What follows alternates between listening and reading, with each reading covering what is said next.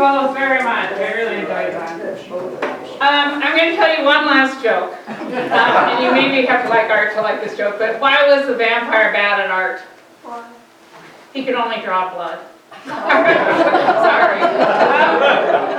Our final ghost is not a vampire, it's a ghost, and it's George Gallup. George Gallup was born in Jefferson, but he died in Switzerland, and he's buried in Princeton, New Jersey.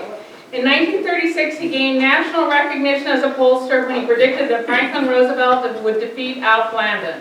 His worst setback was 12 years later when he said Thomas Dooley would defeat Harry Truman. And he said that the reason he did it was because he stopped polling 3 days before the event, and people kept switching to Truman up until the actual day that they voted. So he put that down as his excuse for why. So with that, I'm going to welcome Darren Jackson to the stage. So he is our George Gallup. Darren, please come up.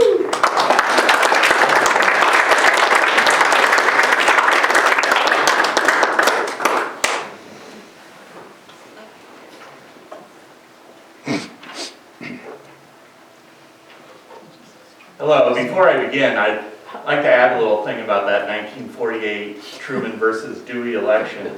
My grandpa wasn't old enough to vote yet, but there were a group of men that were gathering and people were coming in and they were talking about how'd you vote. There was a song, I'm Just Wild About Harry, but people then were, I'm just mild about Harry. And so people were coming in and they were like, who'd you vote for? Voted for Truman. Voted for Truman. But one guy came in, my grandpa said, and he said about Dewey, and forgive me, well, I pulled one hair out of that son of a bitch's mustache.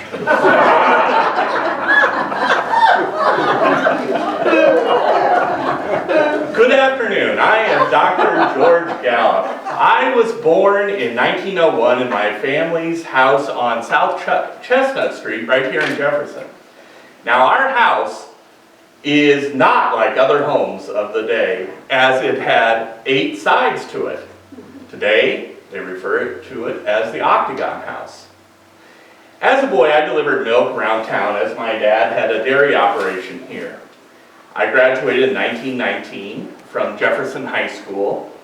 I played football, but apparently I found I was a better writer than a football player as I edited the student newspaper and always said, be radical.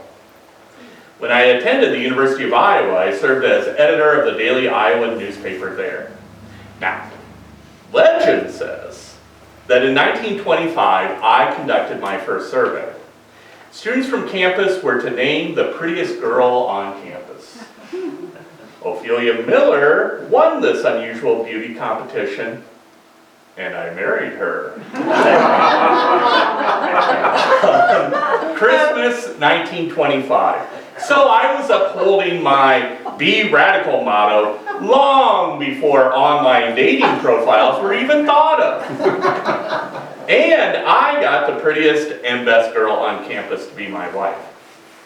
I went on to earn a bachelor's, a master's, and a doctoral degree at the University of Iowa. I taught journalism at Drake University until 1931 and then went on to teach at Northwestern and Columbia Universities. After I finished my teaching degree, I joined an ad agency of Young and Rubicam in New York, and I co-founded the firm of Gallup and Robinson. It was in 1931, while working at Drake, I conducted my second poll among Iowa voters and predicted the victory of my mother-in-law, who became the first woman elected Iowa Secretary of State. And it was that election that led me to feel strongly that election campaigns should last no more than 2 or 3 months. Yes. I hear today they go on for years.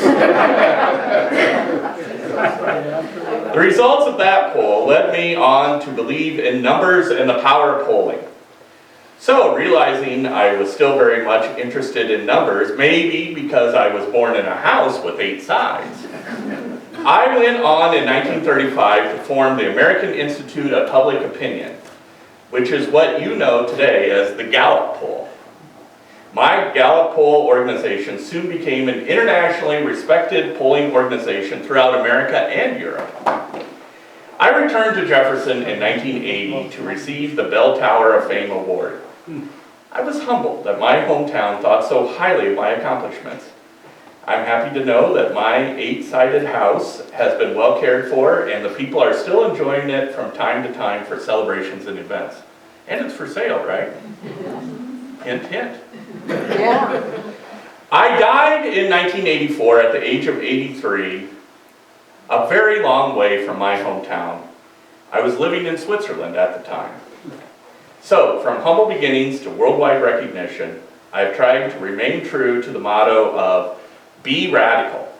And I guess it served me well as I have traveled the world and influenced many. And now with Margaret and the museum's forgiveness, I'd like to break character and put a little advertisement. Greene County High School, if you're interested in some more spooky stuff, Greene County High School students, the drama department will be presenting Night Chills, which are 3 dramatized Edgar Allan Poe stories on November 8th and 9th at the high school auditorium at 7. Those stories are The Telltale Heart, Murders in Rue Morgue, Yeah. and The Cask of Amontillado. November 8th and 9th. Yay.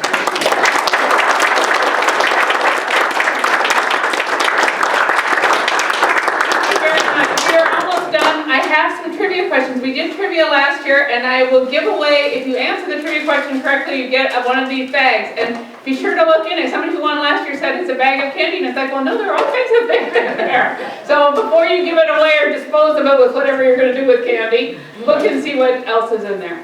I was somewhat worried that I wouldn't be able to find good trivia questions that I hadn't already used, but I found 4, so we're going to do 4.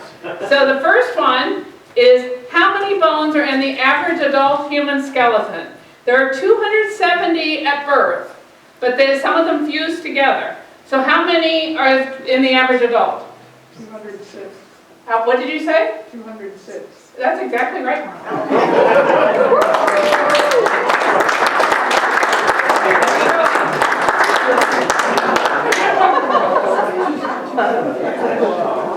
So my next question, I thought I was going to have to give hints, so I was surprised. My next question was, when was Halloween first celebrated in the U.S.? It's a decade. 1920? No? Earlier. 1890s. Earlier. 1880. Earlier. 1870s. Earlier. No, earlier. Earlier. Yeah. I think that's not really fair. But it was celebrated in the 1840s when Irish immigrants brought it, who were coming from the potato famine, brought it to the U.S. So there you go.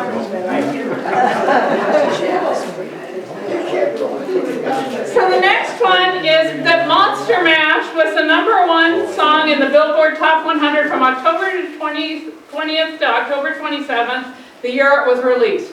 What year was that? 66. No. 54. No. 63. who says 62? Somebody says 62. Did you say 52? There you go. She probably says 52 and I misheard. And the last one is really hard. So it's gonna, I don't think anybody's gonna get this one without some hints, but where was the first citywide celebration of Halloween? It was in 1921. And it's in a suburb of a Midwestern metropolitan area. Chicago. No, not a suburb of Chicago. It's Anoka. Yes! How did you know that? Because we just went there last weekend.